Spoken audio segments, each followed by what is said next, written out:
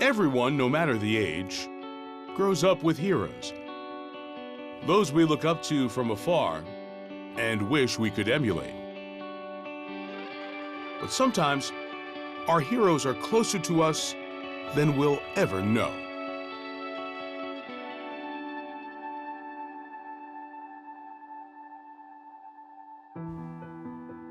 Shane Caldwell was not all that different from someone you might know. He grew up, went to college, started a family, and throughout it all, had a constant love. My husband had an undying love of sports. There was something on the TV every day, and he loved golf. Greg Norman, Fred Couples, Tiger Woods was a longtime golf hero of his. Looking in his home office, it's easy to see who Shane's sports heroes were, but even easier to see which sporting event meant the most to him: the Masters. We tried to get lottery tickets. We tried to get them from friends. You know, those are coveted tickets. That's the Masters, the biggest tournament there is. And he always wanted to be there, and he just never had that chance. Shane was like many others you might know. But in 2003, everything changed. A month after turning 38, he was diagnosed with colon cancer. I was very young, but I remember him sitting me down and saying, you know, Daddy has a little something inside of him. It's not good, but I have doctors and I have you guys. He's like, and it's gonna be okay. And that's all you need to worry about. He called me and I cried. I cried a lot. The love that you have for a person, you don't recognize it until somebody is faced with either tragedy or great opportunity. What some would see as tragedy, Shane saw as an opportunity to fight. Throughout multiple surgeries and rounds of chemo, he beat his cancer 2 different times in a span of 3 years. And the family adopted a symbol. He would go to his oncology visits, put on a Superman t-shirt, get redressed, and go on to work. And that was his reinforcement that all was good. He was healthy, and he was beating the disease. When he came out, he said, I feel like Superman. I feel like I put this behind me and I can take on the world. And that's exactly what Shane did. After being given a clean bill of health in 2007, he started playing golf at courses from the Pacific all the way across the Atlantic. He played at Lahinch, Ballybunion, Royal Prutrush, the same trip, and I went to Hawaii. He played golf there. He did get up at 4 o'clock in the morning in San Diego and play Torrey Pines, which he fully admits was his favorite course. He really gained a different perspective on life, not to take it for granted. It made him a lot stronger.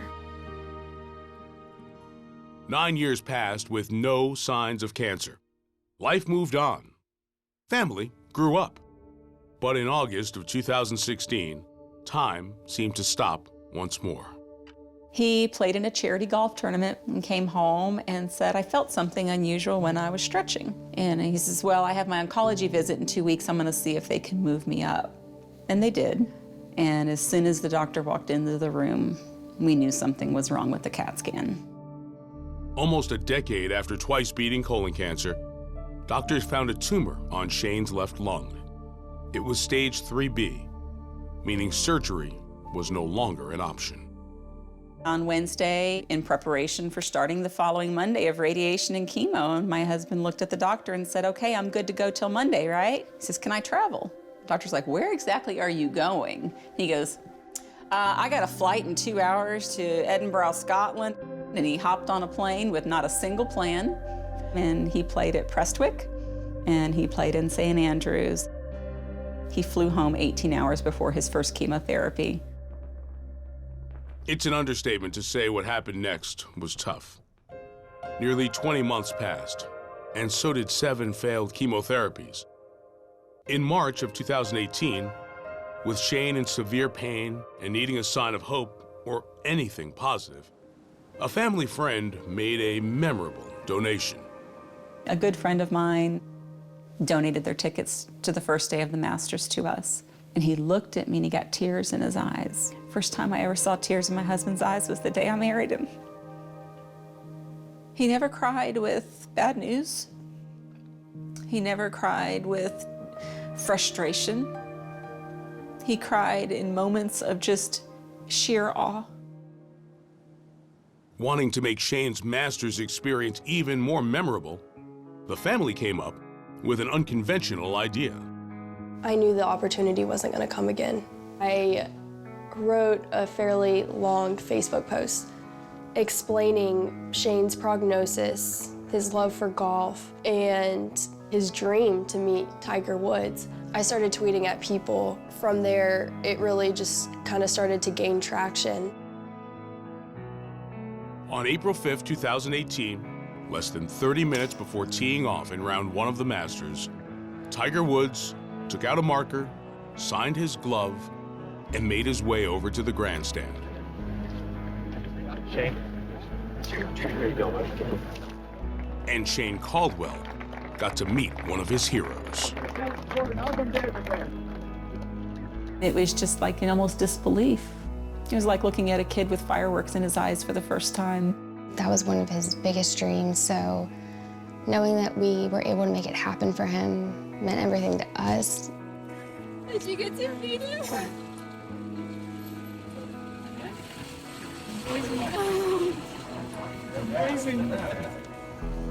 The best moment in the world. He was fighting a battle that we couldn't even begin to understand. I wanted to give him as much as I could in the time that he had left.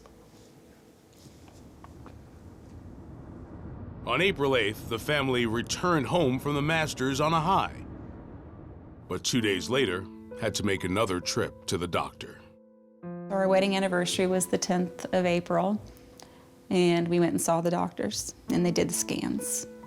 And they basically came to us and said, it's time to stop treatment.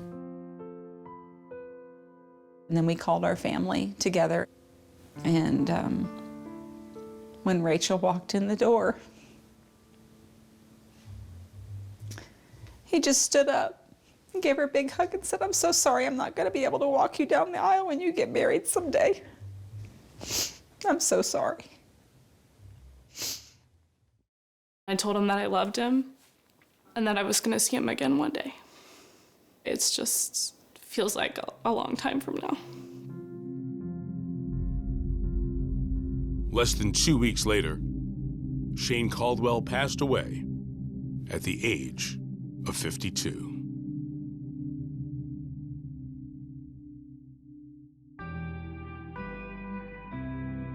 We see heroes every day in the comic books and the Marvel movies, but the reality of it is most of our heroes go unsung. It's us as people doing the right thing and being consistent and constant and being a presence in each other's lives. Mason is my son, and Shane was his pop-pop. Who is that up there? Pop. And where did he go? He went to heaven. He went to heaven.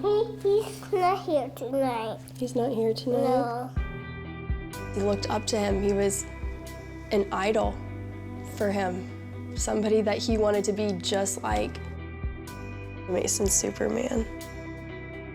A life that seems ordinary to some can be extraordinary to others. Not all heroes are make-believe or people we might never meet. Some are genuine and real, who we see every day. Not all are imaginary in our head, but those whose loss we feel most in our hearts. The lessons that I've taken from Shane, I also want to pass down to Mason because they're important things, and how you handle hard circumstances and really just being thankful for the opportunities that you're given. It's almost kind of ironic because in the face of death, he really showed all of us how to live.